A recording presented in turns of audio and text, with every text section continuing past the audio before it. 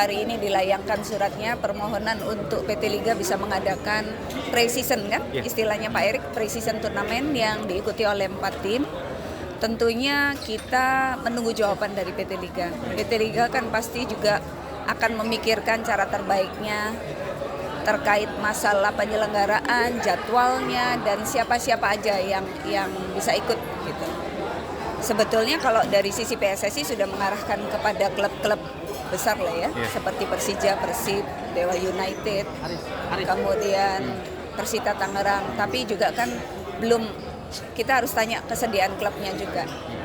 Insya Allah bisa dilakukan, tinggal konsolidasi dengan klub, dengan PT Liga. Artinya nanti bisa di tahun depan bisa lebih dari 4 nggak sih Bu, kalau misalnya klub-klub banyak yang mau ikut gitu? Masih open, minimal 4 gitu ya.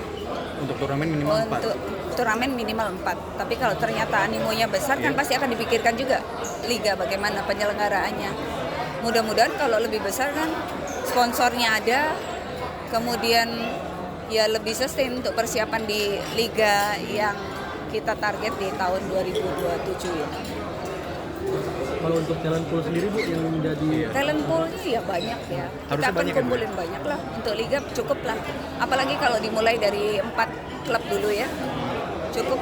Kita bisa ambil dari yang main timnas sekarang, kemudian diaspora yang memang nggak masuk line up bisa masuk di Liga. Ini kan banyak juga pemain-pemain. Kita juga open option kepada pemain asing.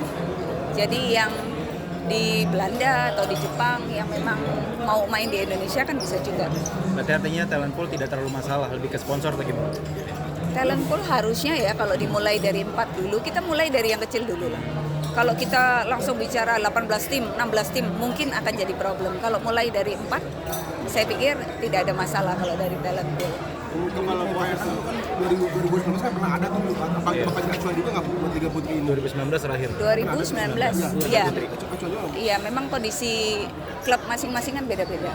Maunya PSSI begitu, tapi kan kita juga harus wise bahwa klub ini kemampuan terutama finansialnya juga kan macam-macam. Ada yang kuat, ada yang medium, kita harus menghargai. Dan kebetulan di AFC sendiri kita sudah koordinasi dengan Departemen Women Football bahwa terkait AFC Club Licensing yang harus ada tim putrinya itu nggak terlalu di-enforce. Jadi cuman bisa dihimbau. Dan klub dari liga-liga yang di luar Indonesia, katakan Liga Filipina atau di Myanmar, Thailand juga nggak selalu line up dengan klub Liga 1-nya. Jadi ada yang atas nama klub, atas nama provinsi, boleh-boleh aja. Yang penting kan ada fakta integritas bahwa jangan mutung di tengah jalan. Sudah terdaftar ya harus sustain, harus ngikuti. Itu terkait sekali dengan background checking masalah keuangan. Makanya kenapa PSSI hati-hati memutuskan, karena kita nggak mau kayak kembang api. Meriah di depan, habis itu dan selesai. Jadi itu pertimbangannya.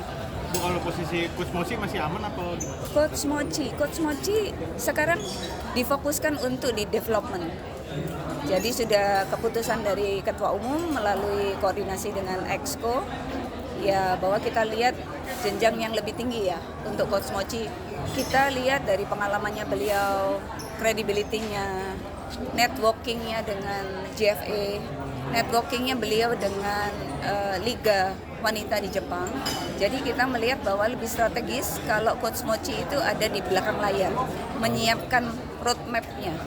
Kita sekarang sedang fokus cari untuk head coach di timnas senior. Jadi karena kita sudah punya Akira Sang itu di timnas kelompok usia U19 sekarang, U20 nantinya. Kalau yang senior kita lagi hunting nih. Silakan kalau ada nomine, tapi kita tetap kiblatnya di Jepang ya. Jadi itu yang kita putuskan. Ya, jadi kalau kita sudah putuskan kalau putri kita kiblatnya di Jepang dan sudah ada pembicaraan juga dengan JFA terkait ini. Kalau opsi Akira jadi naik ke senior? Itu open option juga.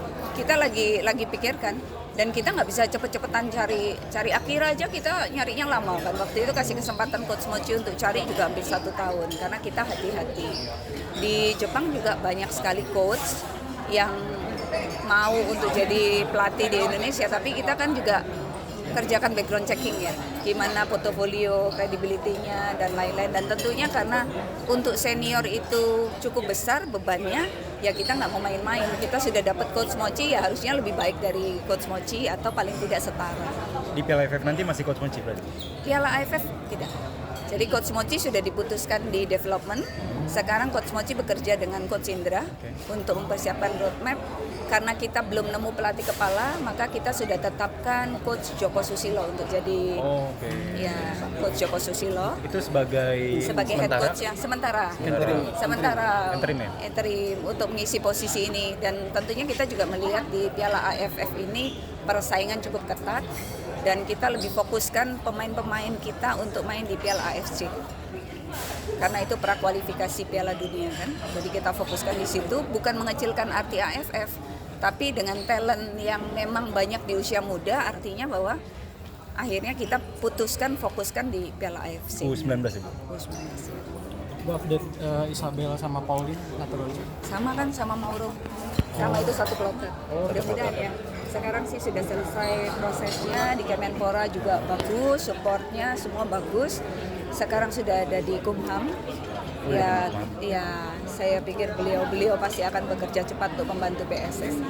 Berarti nggak masuk DPR nanti? Iya, kira-kira begitu. Oke. Iya. Terima kasih sudah menonton. Silakan subscribe, like, dan jangan lupa komen di bawah ya bola spotter.